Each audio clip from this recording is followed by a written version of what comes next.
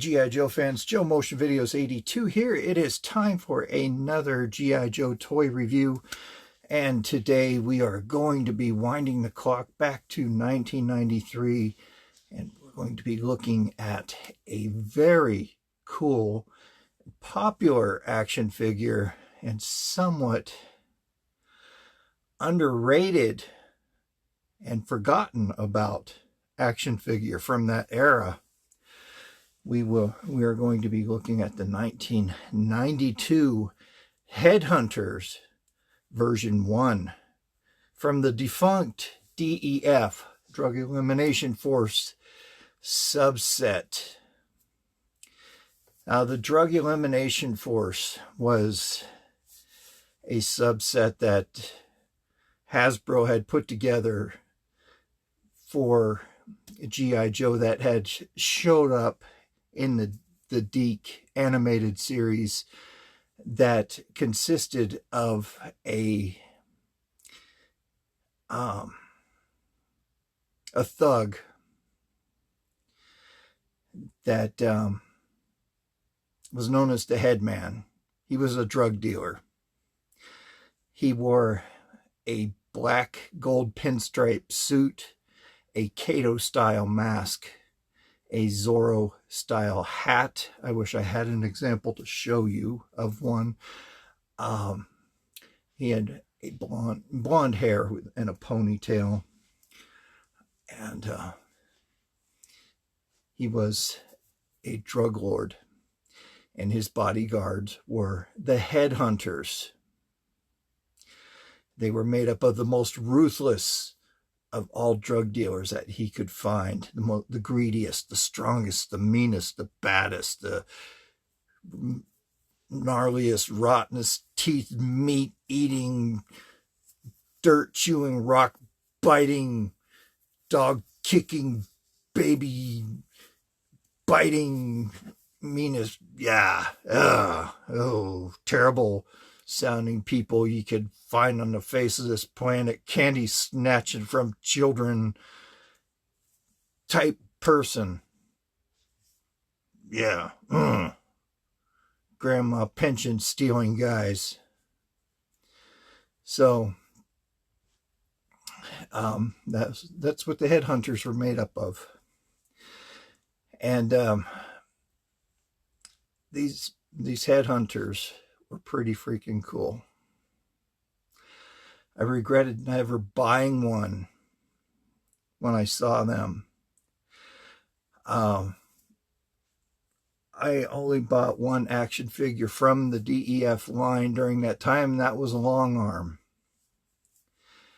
And the line was quickly erased out of G.I. Joe existence, and it got absorbed into the Battle Corps line, and the D.E.F was no more, which I think was kind of sad. It had a good message behind it. I can't remember the exact reason behind it. Maybe it was too violent or something for the day. That would sound too much like today's standards. Oh, you don't want to expose children to that. Oh no, heaven forbid. You don't want to have children playing with drug dealers. Oh no. Don't want to make our children, they're too delicate. No, I don't think it was something like that. They were just absorbed into the Battle Corps line. But the Joe team were the police of the Drug Elimination Force. They were the enforcers. They were the cops going after Headhunter. Gristle was his lieutenant, and the Headhunters. And that's the story behind those guys. Just pulling this from memory. Mine was complete up until about 12 hours ago. I tested the missile launcher and the missile fired, and I saw the direction that it landed, and I think I have a vortex somewhere in the toy dungeon. I saw where it went, and I cleared out the area, and I cannot find the blasted missile. I cannot. And I looked and I looked. I found other things that I had lost. I could not find the missile to the headhunter. So I apologize. I don't have his missile. Maybe I'll find it in another 8 years. But the missile launcher to these figures used to light up. They have watch batteries that you could take out and change, and when you fire them, they light up. I had forgotten all about that gimmick, so I didn't change mine. So I'm sure it would work if I were to take it apart and spend $12 on a pack of watch batteries to fix a toy that I would never play with.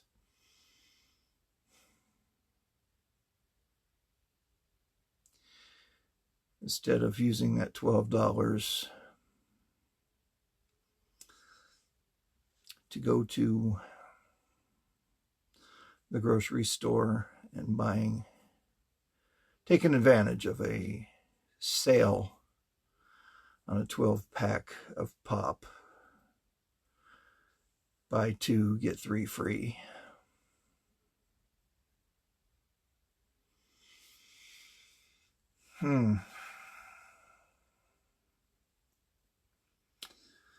Sorry guys, you don't get to see a missile launcher light up. So anyway, it's 3 a.m. I'm sorry. I am slap happy. I woke up and I was like, let's just go ahead and shoot this review. I work nights anyway, so this is like 3 in the afternoon for me. I try to keep a regular schedule during my days off, but my circadian rhythm is saying, what the heck, Byron, you're supposed to be awake at this time anyway. So I automatically, it's more like a nap. I fell asleep at 11, woke up at 3. So I'll be awake for the rest of the night and throughout the rest of the day. Take a nap sometime later on this afternoon. But enough of my circadian rhythm. We didn't come here to listen to that. We came here to see the headhunter. I'm intentionally delaying it because this guy is just so cool. This is a very nice example of him. I'll let you guys see it here right now. The paint is nearly pristine on him. I'm not going to delay this any longer. Let's look at this guy. All right, here he is, the headhunter. Just look how awesome this dude is. I mean, he rocks. Everything about him is so cool.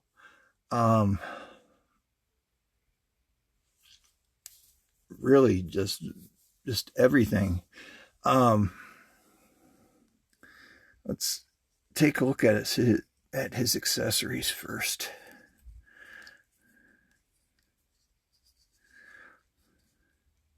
Set him off to the side.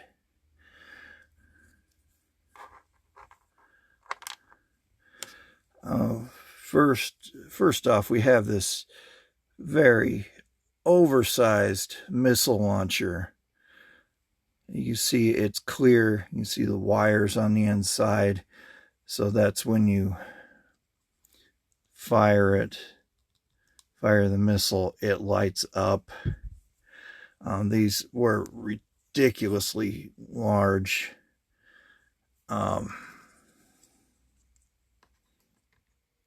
size of the action figure. You needed the figure stand for these guys to hold this, because it would just topple the action figure over.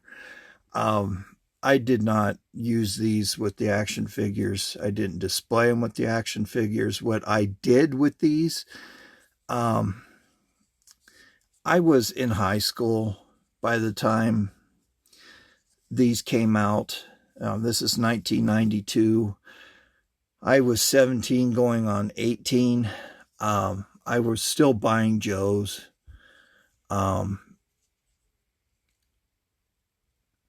I don't know why I passed him up. I really do not know. And bought Long Arm, for crying out loud.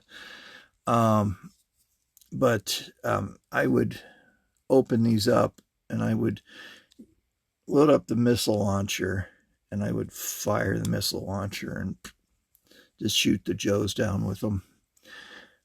If I felt like got bored, started tinkering around with things. But just look at the detail on these. You see a little bit of mechanical workings on them. Enough on that stupid thing. His backpack is very mechanical. Why? He's not a machine. He's not a robot. He looks like he could be a battle android trooper. I would have pretended that he would have been.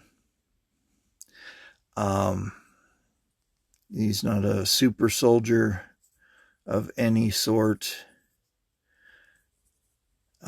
The missile, I suppose, could have fit in the backpack, but it is designed to hold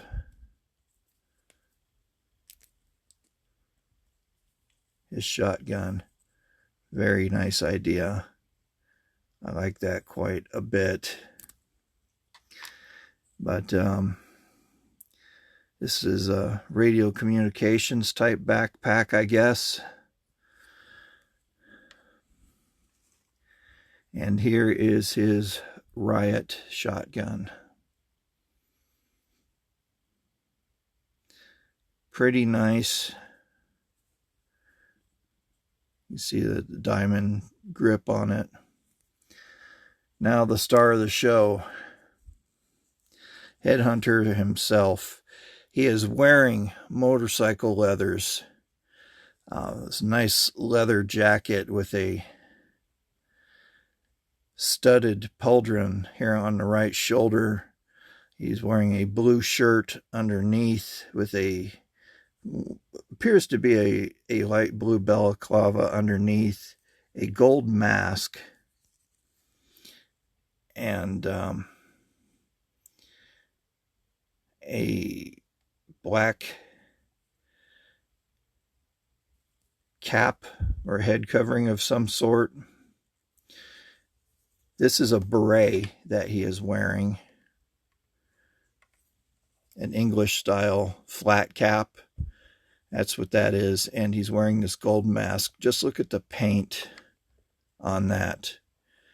Very nice. Whoever owned this before I did took very good care of it. He's caramel colored gloves. He has belts on around his coat. You see the gold buckles and two belts on his waist that go around. He has a holster down here on his left leg, done up in the same caramel colored paint.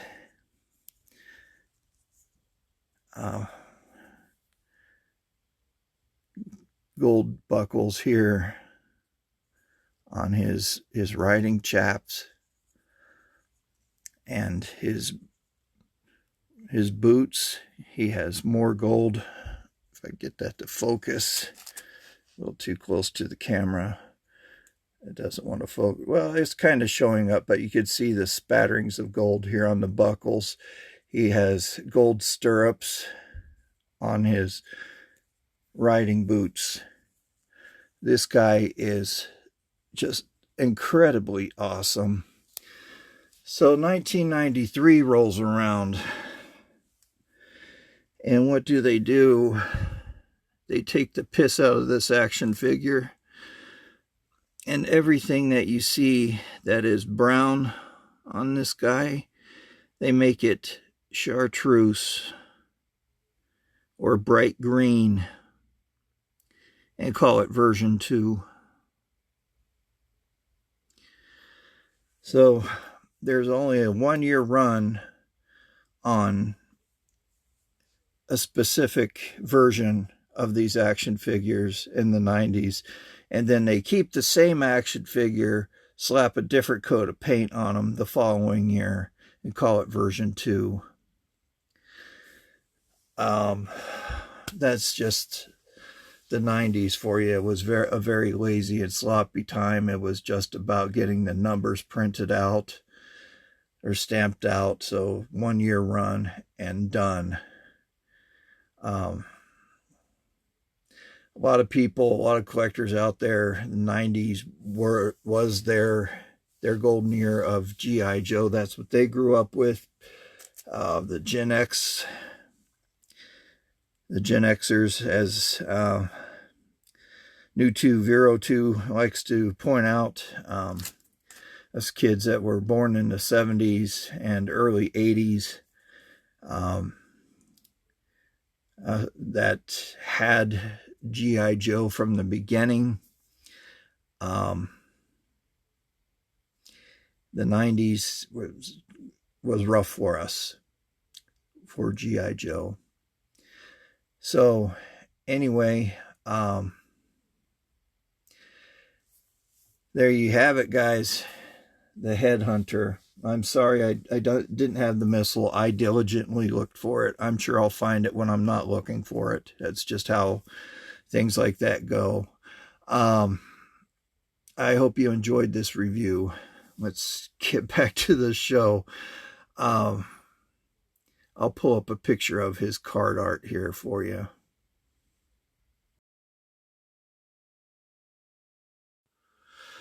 All right, guys, there you have it. The Headhunter. Dang good action figure.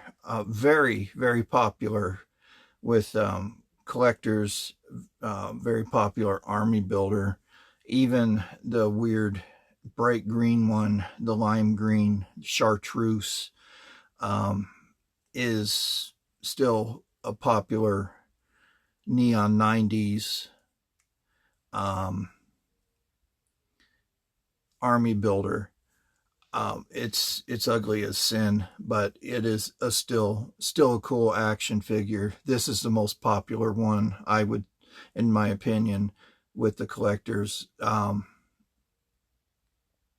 Definitely pick one of these up. I'm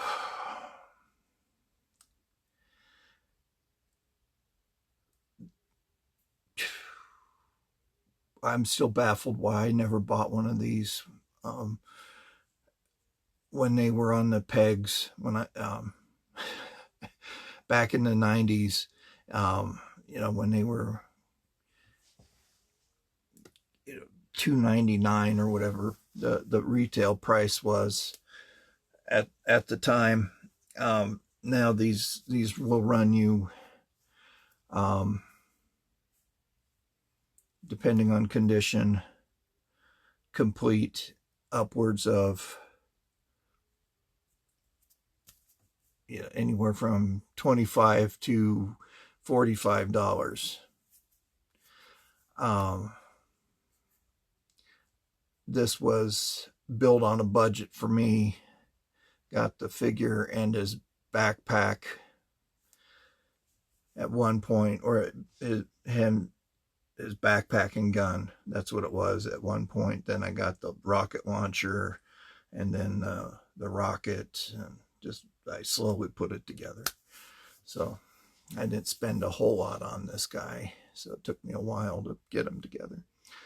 And the figure stand, I forgot, but anyway, oh, I have a spare backpack for him. So anyway, there you have it. There, as far as Army Builder goes, the price isn't that bad, really. The prices are dropping on these because people are going after the classifieds. People are buying those right, left, and forward and customizing the heck out of those. It's the hot thing on the market. Who was it that was...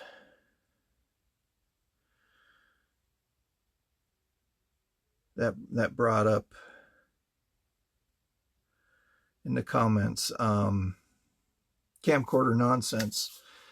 He says we're going to run out of characters because they're producing at such a fast rate, and he's right. They are just banging them out left and right.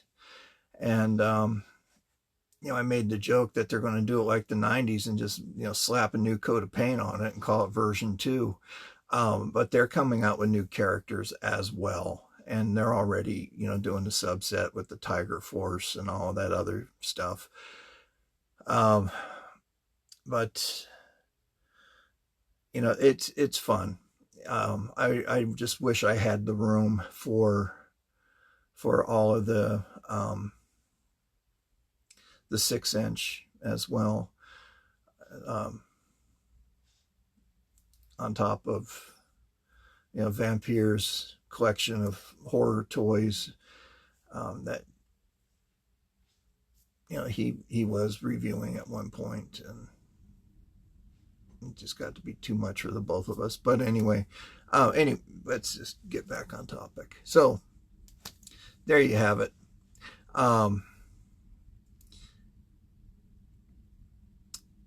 The price is coming down on the vintage Joes anyway, so it's a buyer's market again.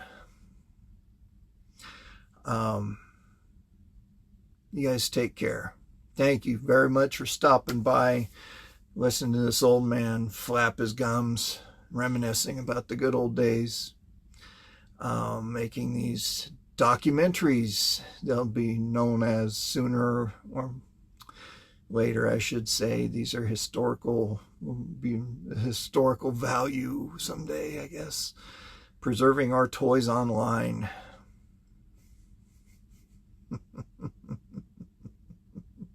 And back when I was a boy and I played with these toys.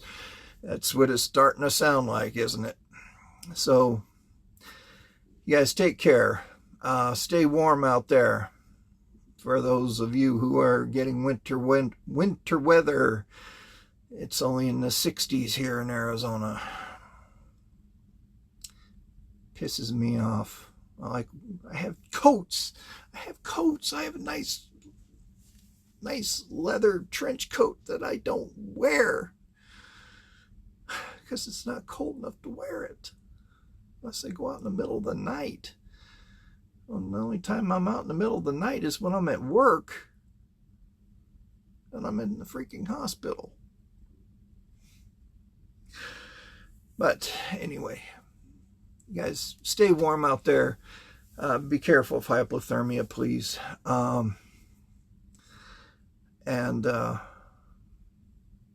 It's cold flu season. Important. Just wash your hands and just stay safe. Be kind to yourselves. Be kind to everyone around you, and be kind to your animals. They know nothing but unconditional love. Until next week, this is Joe Motion Videos 82 saying happy holidays. Have some eggnog for me.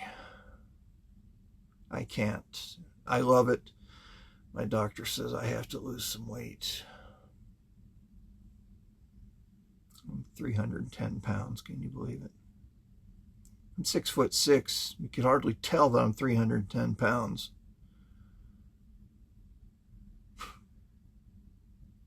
Oh well. Bye.